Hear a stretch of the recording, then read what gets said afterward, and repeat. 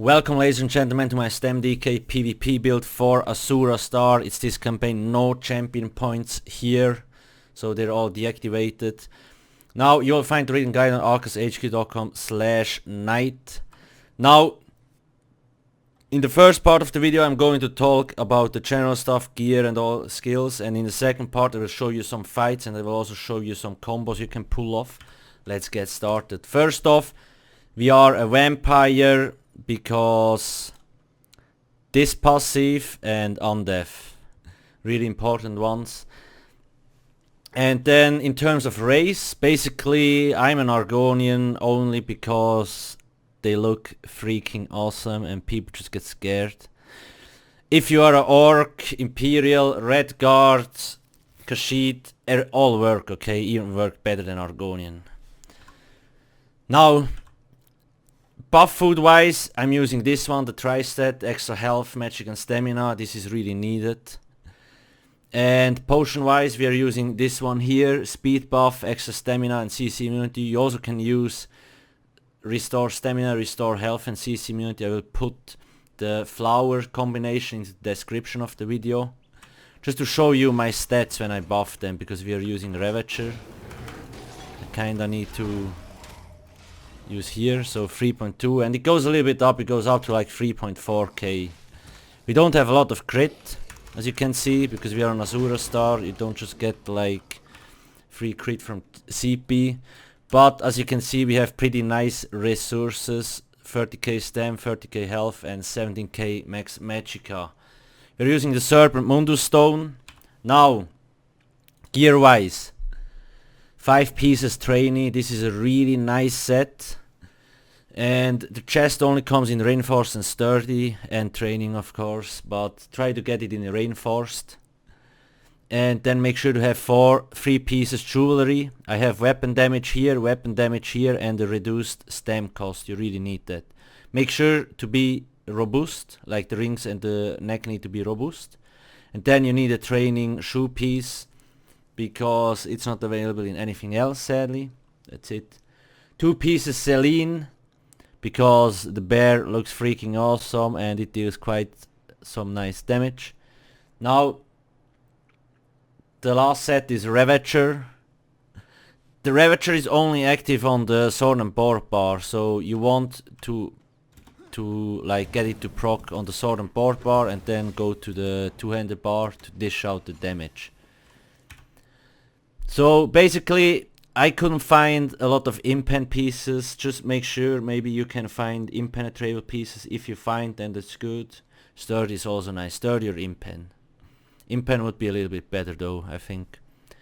Shield, I have reinforced because I couldn't find anything else, and I have the one-handed weapon. Here you can either choose precise, but I recommend going defending or powered.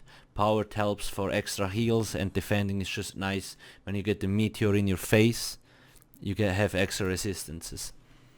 Now that's it. About one more thing, like if you don't like Ravager, you could use 7th Legion set. It's basically the same thing, just Ravager procs when you deal damage and 7th Legion procs when you get damage, so when you get hit. I simply think Ravager procs more, and also it has, like, Ravager is a 10-second buff and 7th Legion is only 5 seconds, that's the thing. So I really think Ravager is the better choice to go to. Remember, when we swap here we only have 4 pieces Ravager active, so Ravager will not proc here. Poisons drain health, and then on the sword and board bar damage Magicka poison. I will put the ingredients into the description so you can go check it out there. Now to the skills. Dragon fire scale here. This is simply awesome because you can reflect, and we have almost 17k Magicka, right? That's really cool. We can use this so much. Oh, and before I forget it, like I have Tri-Stat here and Tri-Stat here. That's about it. You can use 3 Tri-Stat glyphs, but it's more than enough like this. So the floppy wings here, then noxious breath. This simply is here to put a small dot on the enemy and to apply major fracture, reducing their physical resistance. And then Heroic Slash gives you minor heroism, increasing ulti gain. And it debuffs the enemy, minor maim, he does 15% less damage, and he also gets snared 60%, really nice. So you can see this is more like our buff bar. Then we have Igneous Shield, gives us a small shield, like 4.6k, not too bad. But it's mainly here because of major mending, increasing our healing down by 25%. Then we have Vigor. You need to keep this up in combat at all times. I always use Igneous Shield and then Vigor.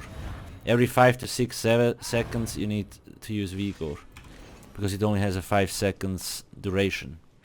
Corrosive Armor, this is simply great because it basically makes you unkillable for 10 seconds. So if a train rolls through you, just pop this and you're good to go. Then our damage bar. Now here, I forgot something. Make sure to have a sharpened two-hander weapon. This is really important because you will do so much more damage. Needs to be sharpened. It's a little bit bitchy to get, but it's definitely worth it.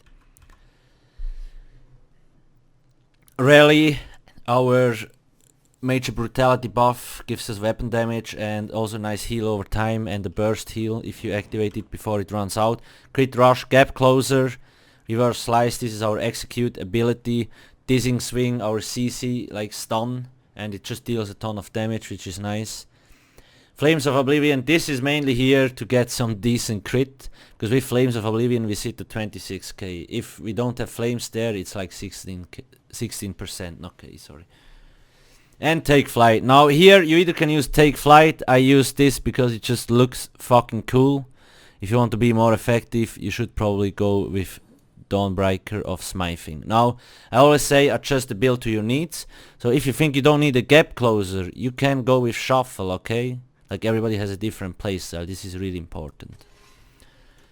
Now another few tips, like how do we manage our resources. So DK has a lot of ways to resource management. Battle Roar, for example, here.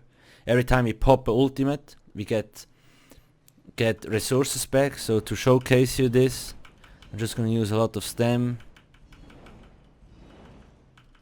Just some here, and now I will pop Corrosive Armor and just look at my resources. They basically, bam, they go back up so much because we use Corrosive Armor. That's a really nice way to manage your resources. Then we also have Helping Hands. Every time we use Igneous Shield, we get 5% of our stamina back. It's also cool. And we can use it a lot because we have a lot of Magicka. And of course, heavy attacks are also important. If you think you get low, do heavy attack weaving. It works. Like,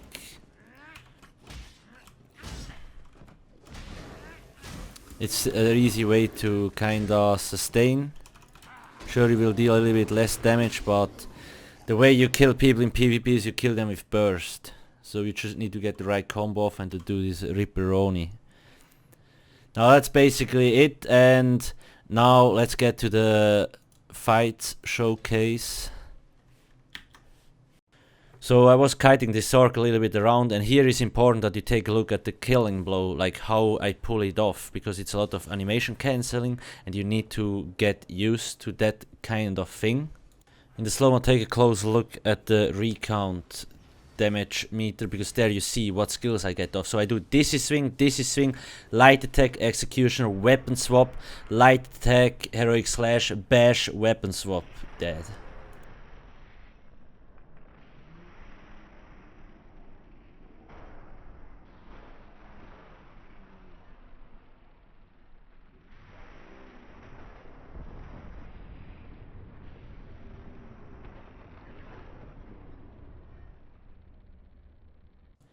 Now I'm pretty much out of resources. I just realized my health is desynced, so it's actually full. And you see, like, there's now 4 people coming. I try to interrupt them from res. I pop Corrosive Armor to regain resources. I can use more wings to get protected from the snipe spammer, and then I go for the weakest and most annoying target.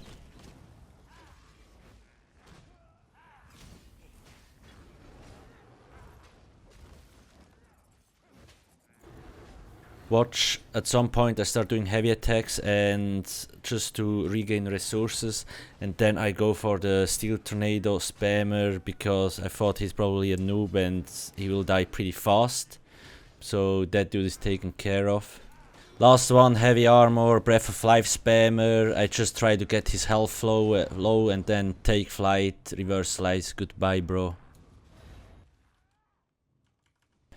Now in duels this build also works really great. Here I actually was using 7th Legion set instead of Ravager just to test it out.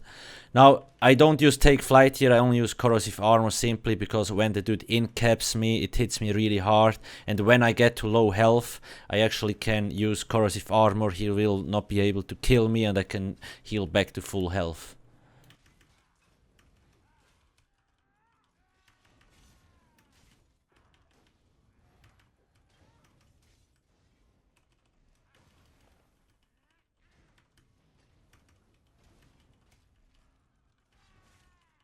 You can see I keep Igneous Shield and Vigor up at all the times. Like just you need to make sure to always rebuff yourself, otherwise you're gonna die pretty quickly.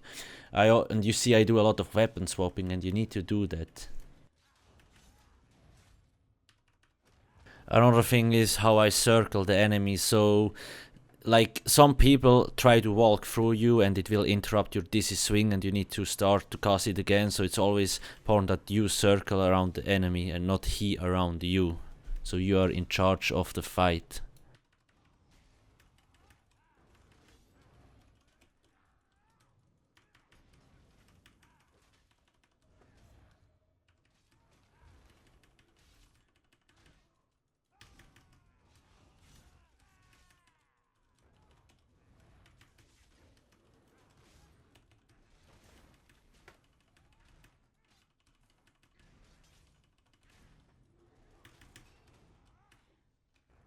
Now you see the burst damage, we killed him off with Dizzy Swing, Selene procced, Executioner, dude is dead.